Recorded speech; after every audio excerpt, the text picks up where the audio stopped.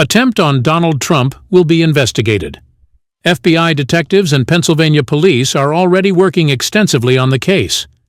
Whoever planned this assassination attempt, and for whatever purpose, one thing is almost clear. Trump is gaining the aura of a martyr for America's revival. With a high degree of probability, Trump's coronation, inauguration will take place in January, and we hope he, being healthy and full of energy, will get to work.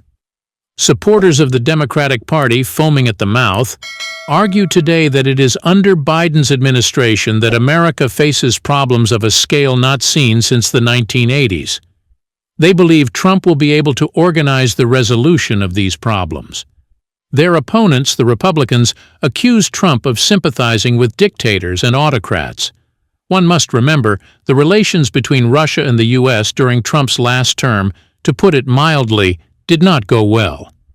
Initially, both sides thought they could easily come to an agreement, but reality was different. Trump did not want to be accused of excessive loyalty to the Russians. Putin did not want to disrupt his established worldview. Two alpha males found the world too small for both.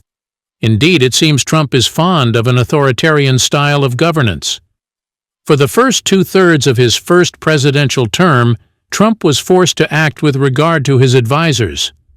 He behaved like a child who was not allowed to break his toys. The system prevented him from doing so.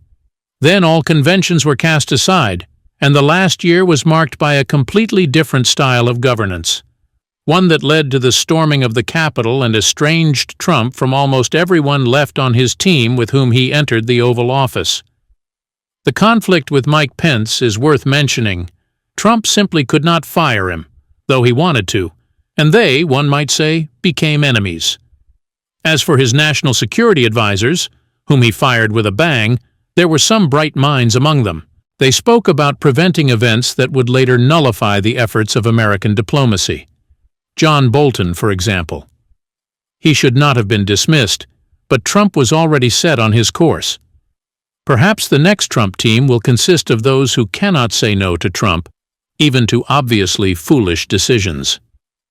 Over the years since the end of his presidential term, Trump has simply taken over the Republican Party. And the Republicans themselves, in my opinion, have decided that only the course created by their leader will lead to an expansion of their electoral base, something vitally necessary for them in the future, primarily due to demographic changes. A course built on unrealistic, even fantastic promises. Probably the last person to uphold the classic Republican values was Senator McCain, now, to the regret of many Americans, deceased. The rest, almost without exception, are little Trumps. In Trump's vision, a great and strong America must solve the Middle East problem, build a new system of checks and balances. We hope that in resolving numerous crises, Donald Trump will avoid impulsiveness and wisely analyze his own reflections. Because the current position from which Trump intends to negotiate with Putin is roughly as follows. Here is almost everything you demand, but that's it. Your claims and ambitions end here. If you continue to break the principles and agreements that Europe has lived by for the past 80 years, I will hurt you. But Putin may consider this a bluff and respond with an even bigger bluff. The moral and ethical norms he adhered to, or pretended to adhere to, in relation to Western countries, no longer exist. The masks have long been dropped. And all this could lead to unpredictable consequences.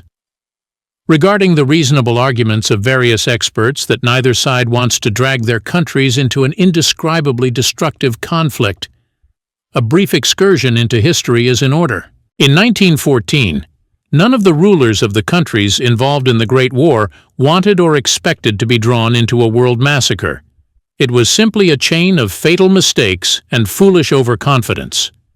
Concerns are added by the fact that in the Middle East, Trump also intends to act in the same spirit: Hamas, Hezbollah, Iran, and much more.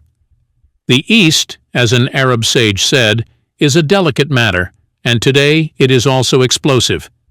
Because otherwise, as one of Trump's opponents said, it is very possible that not all of Trump's voters will live to see the end of his second term. Well, let us wish wisdom and endurance to the next owner of the White House, whoever they may be.